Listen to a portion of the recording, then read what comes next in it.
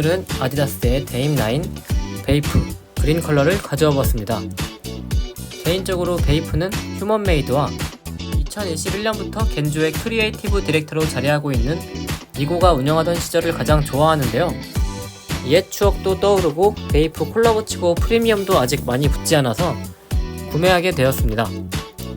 구매를 결정하게 된 가장 큰 이유 중에는 이번 데임9은 데임 시리즈 중에선 나름대로 혁신판이기 때문에 궁금했던 부분도 있었는데요. 먼저 이 신발의 주인공인 데미안 릴라드가 자신의 신발 중 최고라고 코멘트하기도 했고 해외에서의 반응도 상당히 좋았습니다. 특히 나이트윙의 웨어 테스터에서는 9점을 주기도 했는데요. 일단 디자인은 정말 멋져 보이는데 9점을 받을 만한 가치가 있는지 지금부터 디자인 그리고 시착했을 때의 느낌을 말씀드려 보도록 하겠습니다.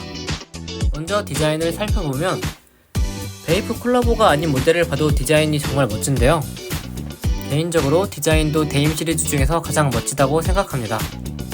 특히 이번에 바이에른 뮌헨의 홈구장 건립 기념으로 독일의 편집샵 ESTN과 함께한 매우 심플한 컬러링을 보면 디자인이 정말 잘 빠졌다는 것을 보실 수가 있습니다.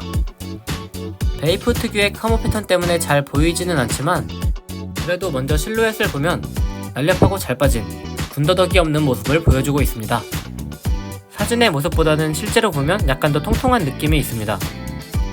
보면서 가장 특징적이었던 것은 이너부티였는데요. 고무 느낌의 합성 소재로 된 가피 안쪽에 이너부티가 적용되어 있어서 발을 편안하게 감싸주고 있는데 발목 바로 아래쪽까지 올라와 있어 디자인적인 요소도 겸하고 있습니다. 베이프 콜라보 모델은 그린과 레드 두 가지 컬러가 발매되었는데 저는 보다 전통적인 카모 컬러인 그린을 선택했습니다. 신발 곳곳에는 아디다스 퍼포먼스 로고와 함께 베이프 로고가 금색으로 표현되어 있고 약간 광택도 있어서 포인트가 되어주고 있습니다.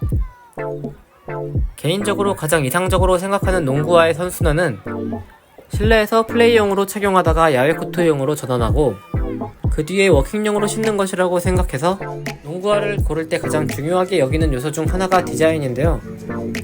데임9 베이프는 워킹용으로 신어도 손색 없을 만큼 예쁘다고 생각합니다. 검정색 끈이 여분으로 동봉되어 있는데요. 레이스 팁에도 꽤 신경을 쓴 모습입니다.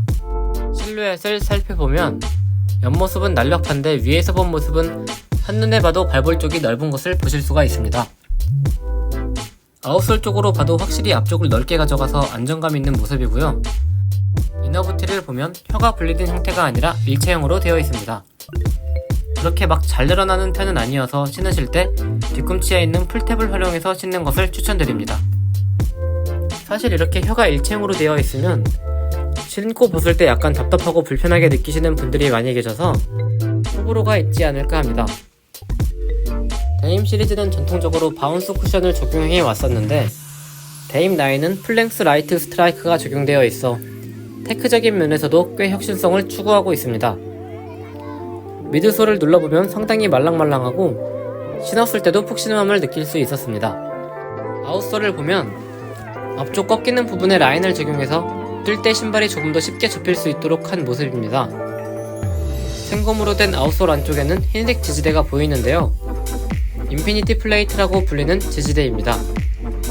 저는 아직 신고 뛰어보진 않았는데 웨어 테스터의 리뷰에 따르면 이 지지대의 강도가 꽤 강해서 자칫 불편함을 느낄 수도 있다고 합니다. 전반적인 평가는 상당히 좋았지만 몇 가지 단점으로 뽑은 것 중에 하나인데요. 단점으로 뽑은 다른 특징들에는 합성 소재로 된 가피가 부드러워지는데 시간이 필요하다는 점과 아웃도어에서 플레이하기에는 적합하지 않다는 내용이 있었습니다. 베이프는 사실 태생인 스트릿 브랜드인데 정작 스트릿에선 신는데 적합하지 않다는 것은 약간 아쉬운 부분입니다. 다음으로 인솔을 꺼내보면 베이프 콜라보 제품답게 인솔에도 카모 패턴이 사용되었고 인솔의 세팅은 AE1과 동일합니다. 무게는 상당히 가벼운데 어떤 쿠션의 기능을 담당하다기보다는 매우 얇기 때문에 폼으로 된 미드솔의 쿠션을 잘 전달하는 일종의 딜리버리의 역할을 하고 있습니다.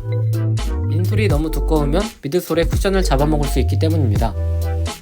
또 보다 부드러운 착화감을 제공하는 아주 인솔의 기본적인 역할에만 충실한 모습입니다.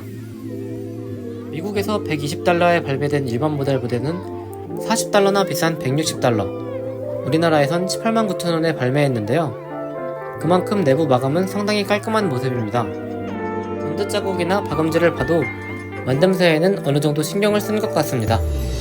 다음은 시착했을 때의 느낌인데요. 처음 신발을 신었을 때의 느낌은 이너부티가 발을 감싸는 느낌이 꽤 포근하게 느껴졌고, 신발의 바깥쪽을 이루고 있는 검정색 고무가 발을 잘 잡아줘서 안정적이라는 느낌이 많이 들었습니다. 이는 다르게 말하면 가볍고 경쾌하다는 느낌보다는 약간 묵직하다는 느낌이 더 잘 어울린다고 할 수 있을 것 같습니다. 실제로 무게도 265 사이즈 기준으로 419g이라는 절대 가볍지 않은 무게인 만큼 시착했을 때도 딱 그 정도의 무게로 느껴졌고, 발을 앞뒤로 움직였을 때도 그렇게 유연한 느낌은 아니었습니다. 경쾌함보다는 안정감을 선택한 느낌이 있었습니다. 하지만 쿠션 체감은 꽤 잘 됐는데요. 라이트 스트라이크와 제트 부스트로 세팅된 AE1과 비교하면 더 풍성한 느낌이 강합니다. 전반적으로 반발력이 강하다기보다는 충격을 흡수해서 푹신푹신한 느낌에 더 가볍다고 할 수 있을 것 같은데요. 그만큼 지상고도 AE1과 비교해선 조금 높은 편이지만 앞서 언급한 고무 지지대 때문에 불안정한 느낌은 거의 없습니다. 제가 신어봤을 때 사이즈는 아디다스는 나이키보다 약간 더 크게 나온 것을 감안하고 겉으로도 볼 수 있듯이 내부 공간이 꽤 넉넉하기 때문에 일반적인 발이라면 반다운이 적당할 것 같고요. 혀가 일체형으로 되어 있기 때문에 발등이 높거나 발볼이 넓으신 분이라면 정 사이즈가 좋을 것 같습니다. 시착했을 때의 느낌을 정리해보자면 전반적으로 포근한 착용감, 그리고 바깥쪽 지지대에서 오는 안정감이 많이 느껴졌고, 경쾌하고 가볍다기보다는 살짝 묵직하면서 푹신한 쿠셔닝을 제공하는 롱보아라고 표현할 수 있을 것 같습니다. 데임9의 일반 버전은 베이프 콜라보 모델보단 더 저렴한 가격으로 발매할 것으로 예상되는데요. 미국 발매가는 AE1과 동일한 $120였기 때문에 저렴한 가격도 데임9의 큰 매력이 되지 않을까 싶습니다. AE1과 마찬가지로요. 개인적으로 그동안 발매했던 데임 시리즈 중에서는 디자인도 가장 좋다고 생각하는데, 베이프 미국 국가대표팀 컬러링이 발매하지 않은 것이 좀 아쉽습니다. 9월 30일엔 브레드로 구성된 할로윈 컬러도 공개했습니다. 오늘은 데임9 베이프 콜라보 제품을 가져와 봤는데 어떻게 보셨나요? 데임 시리즈가 센세이션을 일으킬 수 있을지 궁금합니다. 오늘의 리뷰가 조금이라도 도움이 됐길 바라며 다음엔 더 재미있는 신발 이야기로 찾아뵙도록 하겠습니다. 오늘도 시간 내어 시청해주셔서 정말 감사드립니다. 슈리비였습니다.